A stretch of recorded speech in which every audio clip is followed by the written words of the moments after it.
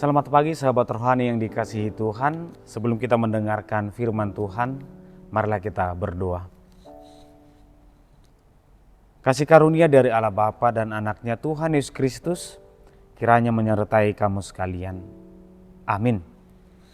Firman Tuhan di pagi hari ini tertulis di 2 Tesalonika 3 ayat 3. Saya akan membacakannya untuk kita semua.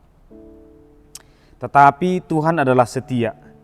Ia akan menguatkan hatimu dan memelihara kamu terhadap yang jahat. Demikian firman Tuhan. Sahabat rohani yang dikasihi Tuhan, ketika melihat sesuatu yang baik, ada kalanya sikap manusia itu berbeda. Setidaknya ada 3. Yang pertama adalah mengagumi. Melihat sesuatu yang indah, dia akan kagum. Dan dia akan berpikir, bagaimana supaya ini terpelihara. Atau ini semakin indah, misalnya sebuah lukisan atau buku yang tertata dengan rapi atau pakaian yang tersusun dengan baik. Tapi yang kedua, ada juga orang yang tidak peduli apakah itu indah atau tidak, baginya tidak ada masalah. Dan dia tidak akan urus ketika yang indah itu pun menjadi rusak atau yang rusak itu semakin rusak. Tapi yang ketiga adalah yang menarik, bahwa ada orang yang memiliki niat yang merusak. Dia sudah lihat itu sangat rapi, dia sudah lihat sangat indah, dia sudah lihat bahwa itu sungguh sangat berguna dengan keadaan yang demikian. Tapi dia punya hati untuk merusak, mengganggu, untuk meruntuhkan. Sehingga kita akan berjumpa dengan orang-orang yang seperti ini. Ketika melihat hal yang baik, ada yang begitu mendukung. Ketika melihat hal yang baik, ada orang yang selalu berpikir negatif, ingin merusak. Ini seperti sebuah penyakit yang sulit untuk disembuhkan. Nah, bagaimana ketika ternyata ini juga yang dialami oleh orang-orang Kristen di gereja mula-mula. Bahwa kekristenan itu tidak menghadirkan kejahatan. Tapi mereka hadir dengan cara yang berbeda. Tetapi yang berbeda bukan berarti jahat. Namun orang-orang memandang yang benar itu berbeda tapi sebagai musuh. Jadi ketika orang-orang di Tesalonika sudah mulai bertumbuh, muncul orang-orang yang ingin kembali merusak mereka. Padahal mereka tidak menjadi jahat, mereka lebih teratur. Tetapi banyak orang yang berpikir ini harus dirusak, ini harus diganggu. Dan ternyata banyak orang yang terganggu. Ada yang dari antara mereka yang langsung berpikir, ayolah kita kembali saja sebagai orang Yahudi biasa. Atau kita berdoa kepada Tuhan, sepertinya hari Tuhan harus datang.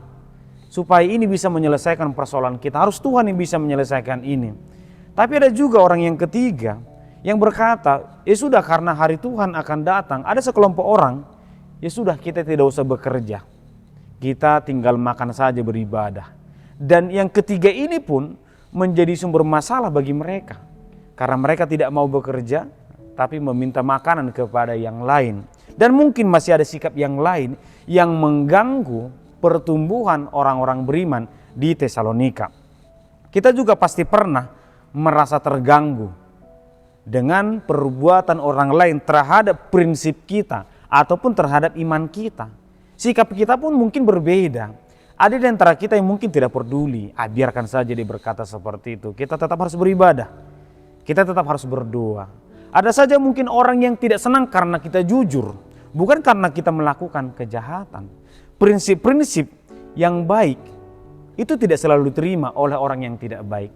Sehingga ketika orang baik dibenci, ketika orang beriman dibenci, ketika orang jujur dibenci, itu sudah ada sejak zaman dahulu kala.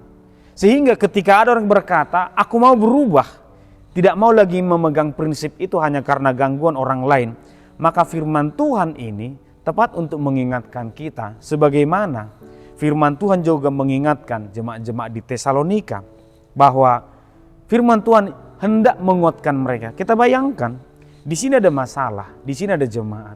Tuhan seakan-akan tidak peduli dengan masalah.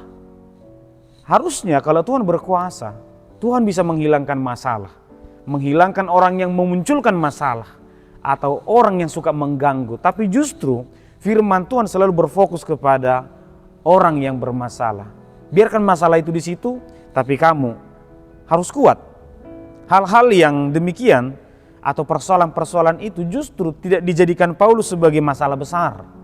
Kalau kamu bergumul, seakan-akan itu nggak penting bagi Paulus. Paulus hanya berkata, Tuhan menguatkanmu, Tuhan menolongmu, Tuhan menolong kita. Seakan-akan Paulus mau berkata, biarkan masalah itu di situ, tapi kita harus semakin kuat. Mungkin kita teringat dengan perumpamaan Yesus tentang kerajaan Allah, lalang dan gandum. Allah mampu kok mencabut lalang itu, biarkan gandum bertumbuh, tapi Yesus berkata, biarkan dua-duanya bertumbuh. Kita akan lihat bagaimana hasilnya. Orang benar akan hidup, orang yang setia pasti akan hidup. Sehingga Paulus berkata kepada mereka, jangan ganggu imanmu, jangan goyah imanmu, jangan mundur. Percayalah, Tuhan itu setia. Mungkin Paulus tahu bahwa Tuhan itu setia kepada dia, sehingga dia setia kepada Tuhan. Dan itu juga dia sampaikan kepada jemaat-jemaat di Tesalonika. Percayalah, Tuhan itu setia kok. Tuhan akan memelihara engkau. Sama seperti mungkin ya Daud yang setia kepada Allah. Allah setia kepada Daud. Daud selalu dibimbing, diselamatkan, dibawa ke tempat yang tenang. Sama-sama setia. Dari situ Paulus mengingatkan kita, mengingatkan jemaat Tesalonika. Jangan terlalu mudah untuk goyah hanya karena satu masalah. Bahkan mungkin 10 masalah. Jangan membuat hatimu goyah dan berkata, aku mau meninggalkan Tuhan. Tuhan itu setia kok setiap saat sama kita. Sehingga kita juga harus setia. Firman Tuhan menekankan 2 hal.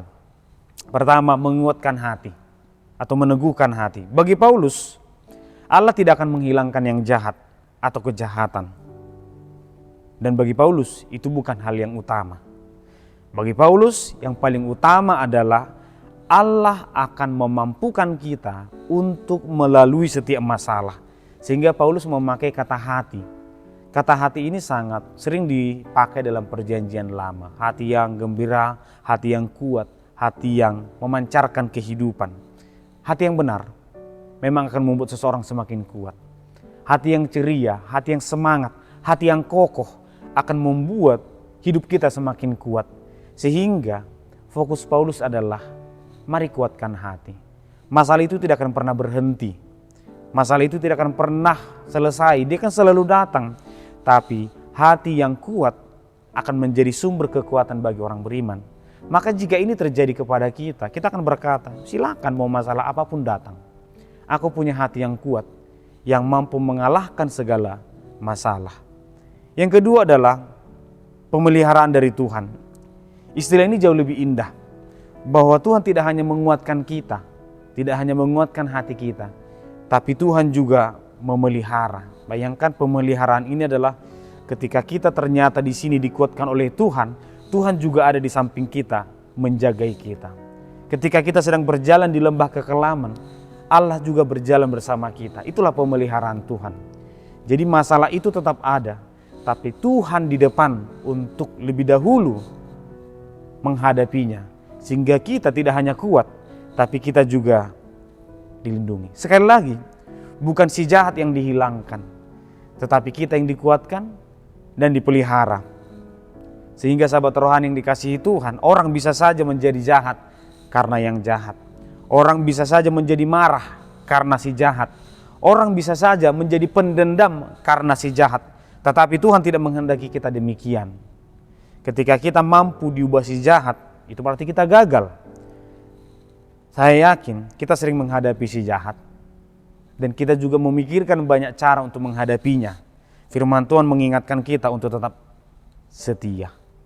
Karena Dia yang setia akan selalu hadir untuk menguatkan kita dan melindungi kita. Minta kekuatan dari Tuhan. Dan Tuhan akan selalu memelihara kita dalam segala hal. Tuhan memberkati kita. Kita berdoa. Terima kasih Tuhan, kami bersyukur untuk hari ini. Engkau adalah sumber kekuatan kami, Engkau adalah pemelihara kami. Kami merasakan kebaikan Tuhan, tapi kami juga melihat bahwa kami sering ragu. Biarlah kiranya kami tetap setia kepada Tuhan, karena Engkau setia kepada kami, setia menguatkan kami, dan setia memelihara kami. Berkati kami dalam segala pergumulan kami, agar kami kuat dan mampu melewatinya. Dalam Kristus Yesus kami berdoa. Amin.